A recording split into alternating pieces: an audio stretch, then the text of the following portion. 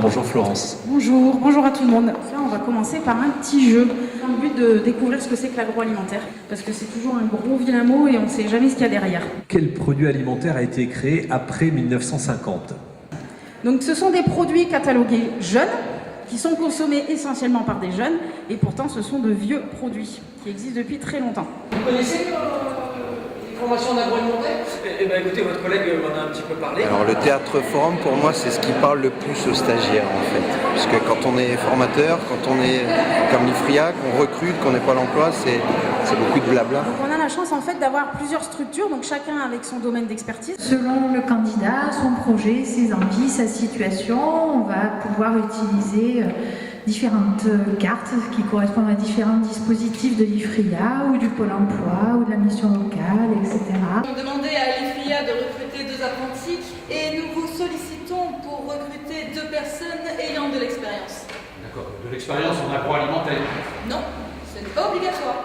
Je pense que ça peut leur donner un autre regard sur ces métiers-là qui sont souvent, je pense, caricaturés. Donc après, quand on reçoit le candidat, en fait, on l'oriente vers telle ou telle entreprise qui est en recherche.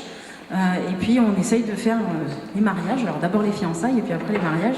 On aide et l'entreprise à traduire correctement par rapport à ce qui se passe sur le marché et on aide aussi le demandeur d'emploi à se préparer pour intégrer l'entreprise. Je sais que le recrutement n'est pas une science exacte, mais on utilise beaucoup d'outils justement pour prendre les bonnes décisions à chaque étape. Donc effectivement, on utilise régulièrement la méthode de recrutement par simulation. Comme ça a été précisé, donc effectivement, c'est pas basé sur le CV, c'est pas basé sur l'expérience professionnelle. Par contre, ça permet à énormément de gens d'intégrer une activité professionnelle en n'ayant pas d'expérience dans ce domaine d'activité. Et ensuite, nous, on les reçoit, on fait l'atelier, on leur passe un quiz où on leur fait découvrir le métier, des films sur l'industrie agroalimentaire, des vidéos, et on répond à toutes leurs questions, on présente des formations. La formation technique, l'entreprise, elle sait la faire. Elle sait transférer son savoir, il n'y a aucun problème. Par contre, apprendre à quelqu'un à être ponctuel, apprendre à quelqu'un à être investi, rigoureux, c'est compliqué et l'entreprise, elle n'a pas le temps. L'entreprise, elle veut savoir, elle veut être rassurée sur le fait que la personne va pouvoir intégrer l'équipe qui est déjà en place depuis longue date. Vous avez fait des études de comptabilité, Lucas? Oui, BTS comptable. Si je comprends bien, ici, tu fais pas de comptabilité, alors? Non, j'ai évolué, quoi, et je vais devenir le nouvel animateur de l'atelier. Eh ben, je suis vraiment impressionné, t'as l'air épanoui. Hein.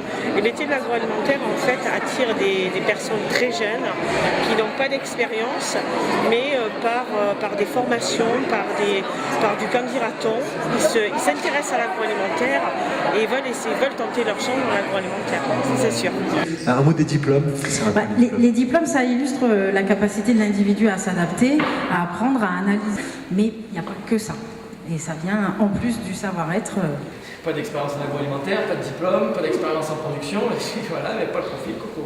Ces personnes qui arrivent là, qui pensent que tout est perdu parce qu'elles n'ont pas le profil, et qu'au final on ne cherche pas forcément des compétences, parce qu'on est là pour former les gens aussi, on cherche des qualités inhérentes à la personne, donc le savoir-être, la ponctualité, des choses de base, mais qui sont plus compliquées à acquérir que un savoir-faire en entreprise. Et on suit le rythme du candidat, c'est lui qui l'impose, c'est pas nous. S'il est acteur, tout va bien. S'il s'arrête... D'accord, très bien. Et alors, après ce stage-là, comment ça va se passer pour lui, là, pour Mehdi? Il lui restera une semaine de formation CFPPA. Après, si vous êtes satisfait après votre entretien de vendredi, il partira pour un contrat d'apprentissage sur 2 ans.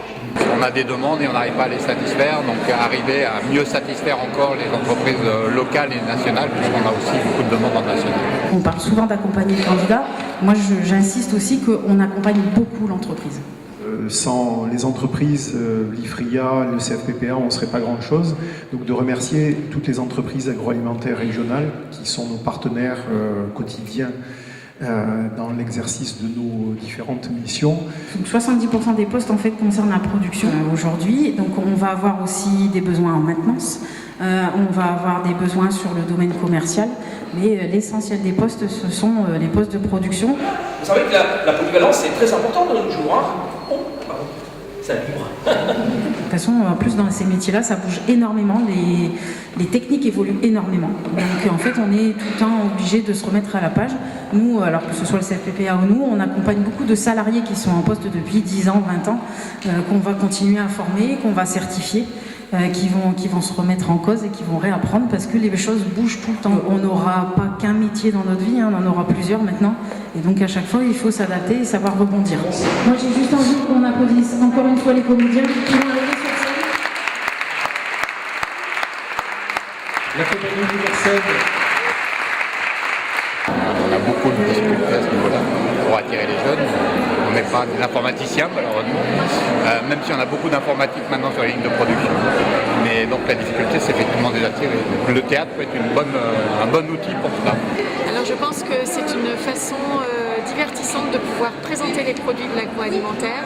Pour moi, c'est avant tout très ludique et ça permet de parler, je pense, à un public extrêmement large, aussi bien centre de formation, organismes extérieurs public, jeunes et employeurs.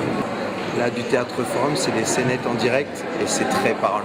Ça vaut son pesant de cacahuètes en fait. À refaire, bien sûr, à refaire toutes les années. Et nous, on sera présents. Oui, à refaire, à généraliser, même sur l'ensemble du territoire. À refaire, mais tout de suite, ça, s'il n'y a aucun souci. Super. Monsieur Cassin, bonjour. Je vous présente Monsieur Milou de la mission locale.